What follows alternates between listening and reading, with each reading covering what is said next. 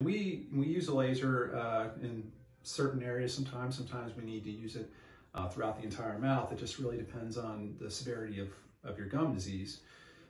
Sometimes the laser is not necessary, and that's times where if your gum disease is mild enough, sometimes we can do deep cleaning, as the layman terms, but scaling root planing is what it's called amongst us dentists, and sometimes we can do more non-surgical therapy. But for the more severe cases, we do use the laser, and we've gotten great results from it.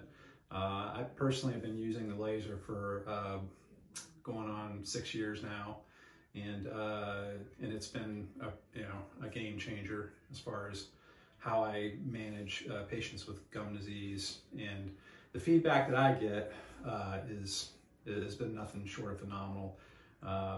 Patients, for the most part, within a day or two after the procedure, they have absolutely no discomfort, no pain. The recovery is quicker, and then we see after several months of healing that we start getting those pockets, those numbers that were as deep as 10 or greater sometimes. We're getting those numbers down to something that's maintainable. Even if we get it down to a 5, that's much better than a 10, and we can certainly keep you on a maintenance program, and just make sure that we don't get any type of recurrence of the gum disease.